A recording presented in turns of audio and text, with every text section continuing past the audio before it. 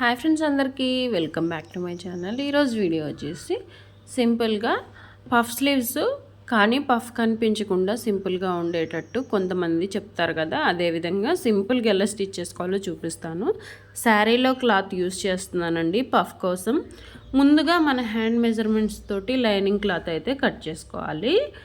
ఎవరి హ్యాండ్ మెజర్మెంట్స్తో వాళ్ళైతే కట్ చేసుకోండి. నేను ఇక్కడ మెజర్మెంట్స్ ఏం చెప్పట్లేదు, ఆల్రెడీ కట్ చేసిన హ్యాండ్ చూపిస్తున్నాను కదా మీకు. ఇక్కడ వచ్చేసి 4 ఇంచెస్ పెట్టుకున్నానండి, ఖర్చులతో సహా కలిపి 4 ఇంచెస్. ఇక్కడ నుంచి అడ్డంగా 2.5 కానీ 3 ఇంచెస్ కానీ పెట్టుకుని ఇలా బాక్స్ షేప్లో డ్రా చేసుకోండి. ఓకే, ఈ విధంగా జస్ట్ ఒక నెక్ రౌండ్ లాగా ఈ విధంగా నెక్ రౌండ్ తీసినట్టు ఇట్లా కట్ చేసేసేయండి. మధ్యలో క్లాత్ 2 హ్యాండ్స్ అయితే 2 హ్యాండ్స్కి ఇదే విధంగా కట్ చేసుకోవచ్చండి ఒకేసారి.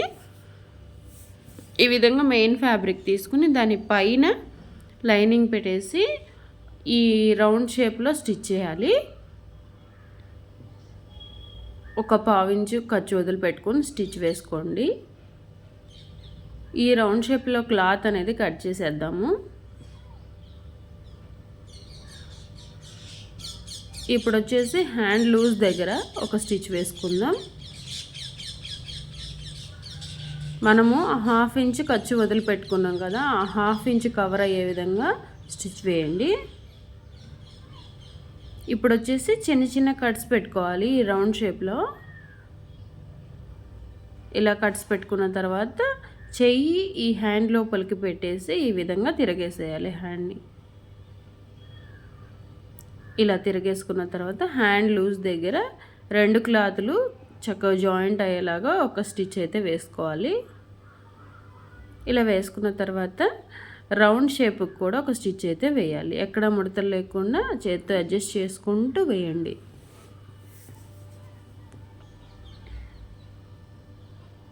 హ్యాండ్ అయితే రెడీ అయింది కదా మోడల్గా.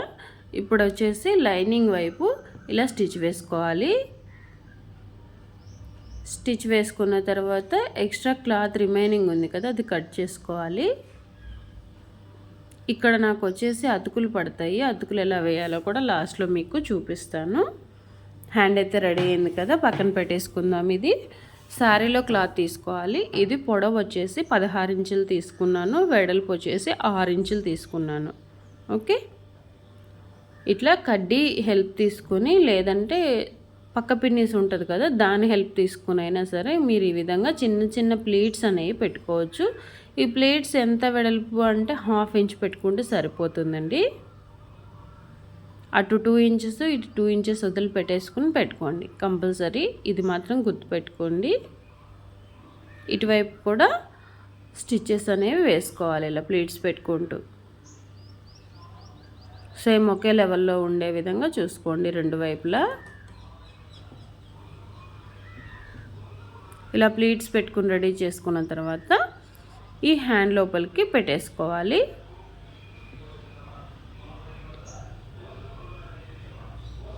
ఇలా పెట్టుకొని కింద కూడా ఆల్రెడీ బయటకు వచ్చిందో లేదో చూసుకొని స్టిచ్ వేయండి. మీకు ఇలా వేయడం కుదరకపోతే జస్ట్ పిన్స్ ఉంటాయి కదా, అవి అటాచ్ చేసేసి స్టిచ్ వేయండి. మనం ఆల్రెడీ స్లీవ్లో నుంచి కాటన్ క్లాత్లో నుంచి లైనింగ్లో నుంచి తీసాం కదా మనము పీస్, ఆ పీస్ తీసుకొచ్చి ఇక్కడ పెట్టేయండి. బాణం గుర్తున్నది షోల్డర్ వైపు రావాలి, గుర్తుపెట్టుకోండి. ఈ విధంగా మార్క్ చేసుకున్నప్పుడు ఒక్కసారి చూసుకోండి హ్యాండ్ లోతు వైపు ఎలా ఉంది అనేది. కొంచెం వంపు తిరిగి ఉంటుంది ఈ రౌండ్ షేప్ అనేది, అది లోతు వైపుకు రావాలి, గుర్తుపెట్టుకోండి. ఒక 1/2 ఇంచ్ గ్యాప్ ఇచ్చేసి కింద నుంచి ఇంకా మొత్తం రిమైనింగ్ అంతా కుట్టు వేసుకుంటూ రావాలి. ఓకే, ఇప్పుడు పఫ్ కావాలనుకో దీనికి పైకి ఒక 1 ఇంచ్ వదిలిపెట్టుకొని స్టిచ్ వేసుకోండి. ఓకే, అప్పుడు పఫ్ అనేది మీకు వస్తుంది. నాకైతే కస్టమర్ పఫ్ ఏం అక్కర్లేదు, జస్ట్ చిన్న చిన్నగా కుచ్చులు పెడితే చాలు అన్నారు. అలా ప్లీట్స్ వచ్చినట్టు తెలియాలి అంతే, నాకు మాత్రం పఫ్ వద్దన్నారు. కాబట్టి కస్టమర్ చాయిస్కి ప్రిఫరెన్స్ ఇవ్వాలి కాబట్టి నేను ఈ విధంగా అయితే స్టిచ్ వేశాను. ఇలా వేసుకున్న తర్వాత ఈ అంచులు ఉంటాయి కదా, ఈ అంచులు ఇలాగే మనం వదిలేసామంటే పీసులు వచ్చేస్తాయి. అలా వదిలేయకుండా జస్ట్ ఇలా అంచు వరకు మడిచేసి రెండో స్టిచ్ అయితే వేసుకుంటూ రావాలి దాని మీదే. మనకేమీ చండాలంగా ఇంకా అనిపించదండి. నేను మీకు చూపిస్తాను హ్యాండ్ స్టిచ్ అయిన తర్వాత ఎలా ఉంది అనేది. ఇలా వేసుకుంటే ఏంటంటే ఫినిషింగ్ నీట్గా వస్తుంది. కస్టమర్ కూడా మీకు ఇంకో బ్లౌజ్ ఇవ్వడానికి ఎక్కువ హెల్ప్ అవుతుందన్నమాట. ఇక్కడ వచ్చేసి నేను హ్యాండ్ అతుకులు వేస్తున్నాను. Joints lining only lining cloth వరకే జాయింట్ పడుతుంది నాకు. మెయిన్ ఫ్యాబ్రిక్ ఆల్రెడీ ఎక్కువే తీసుకున్నాను. ఇక్కడ వచ్చేసి ఎక్స్ట్రా ఉంది కదా, ఈ ఎక్స్ట్రాని కట్ చేద్దాం.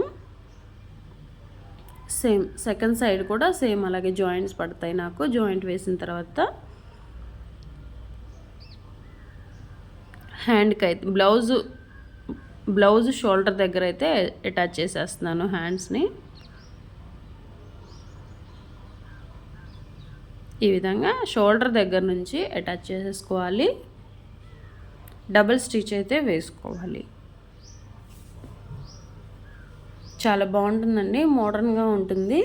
ఎందుకంటే మనము శారీలో క్లాత్ గ్రీన్ కలర్ యూజ్ చేసాం కదా, కనకాంబరం కలర్కి గ్రీన్ కలర్ మ్యాచింగ్ బాగుంటుంది. హ్యాండ్ వేసిన తర్వాత ఇలా ఉంది, సైడ్ స్టిచెస్ కూడా వేసిన తర్వాత ఇలా ఉందన్నమాట.